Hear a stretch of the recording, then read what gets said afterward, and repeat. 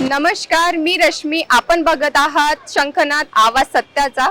नुकताच विधानसभा निवडणूक पार पडली आहे. यात महायुतीला घवघवीत यश संपादन झाले आहे.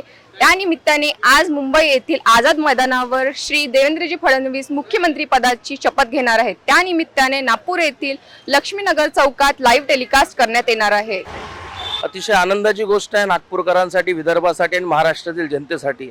जो माणूस अत्यंत हुशार आहे, बुद्धिमत्ता त्याची अत्यंत जास्त आहे, असा माणूस महाराष्ट्राचा मुख्यमंत्रीपदी तिसऱ्यांदा होतोय. 5 वर्षाचा वनवास संपून आज आमचे देवेंद्रजी हे महाराष्ट्राचे मुख्यमंत्री होत आहे. नागपूरकरांसाठी अत्यंत आनंदाची गोष्ट आहे.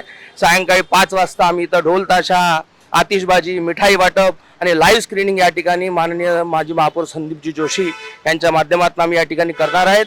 सर्वांना आव्हान आहे की या ठिकाणी मुंबईला जे लोक जाऊ शकले नाही ते या ठिकाणी येऊन पाहावे. आणि आपल्या नागपूरकरांसाठी सर्वांसाठी गर्वाची गोष्ट आहे की आपले देवेंद्रजी, आपला देवेंद्र दादा आज महाराष्ट्राचा मुख्यमंत्री बनतोय. दक्षिण पश्चिमचा नागरिक आणि पदाधिकारी, भारतीय जनता युवा मोर्चाचा उपाध्यक्ष म्हणून आम्ही भरपूर वॉर्डामध्ये घर चलो आंदोलन करून मतदारांना बाहेर काढून आणि लाडक्या बहिणीचे लोकांना जे झालेले फायदे आहे ते त्यांना परत आठवण देऊन लोकांना यावेळेस मतदानाला बाहेर काढलं आहे.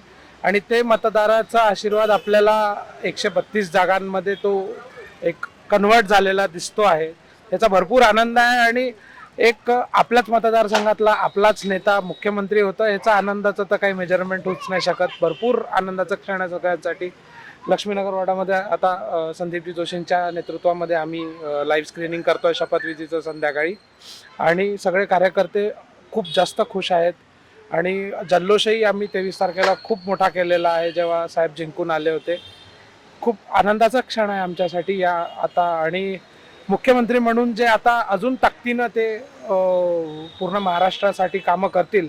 आणि आपण गेले 10 वर्ष पाहिलेलं आहे, ते विरोधी पक्षातही असले तरी त्यांनी कोविडमध्ये भरपूर काम केलेलं आहे.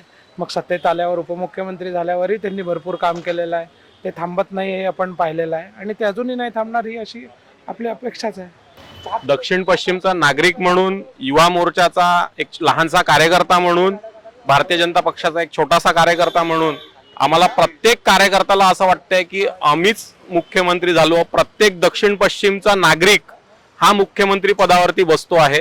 ही त्यांची आनंदाची बाब आहे. आणि ह्या प्रत्येक माणसाला, प्रत्येक कार्यकर्त्याला, प्रत्येक दक्षिण पश्चिमच्या व प्रत्येक महाराष्ट्रातल्या जनतेला ही एक आनंदाची बाब आहे की योग्य व्यक्तीला योग्य स्थानी बसवलं, म्हणून खूप आनंद आहे.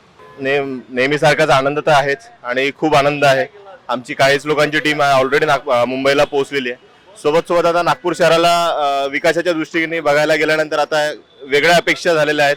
नागरिकांना आहे ज्या प्रकारे भरघोस यश नागरिकांनी आम्हाला मॅन्डेट निवडून दिला आहे, त्याच्यामुळे नागपूर शहराचं आणखी डेव्हलपमेंट होईल आणि एक वेगळ्या लेवलवर विकास होईल. याच्यासाठी आम्ही सगळेजण इच्छुक आहोत. आणि देवेंद्रजी आमचे आधी आमदार होते आणि एकदम लहान कार्यकर्त्यापासून आज तिसऱ्यांदा मुख्यमंत्रीपदाची शपथ घेत आहेत. तर त्याच्यासाठी नेहमीच आम्ही म्हणजे सगळ्या जनतेकडून आम्ही ऋणी राहूच. आणि देवेंद्र भाऊंचे खूप खूप अभिनंदन.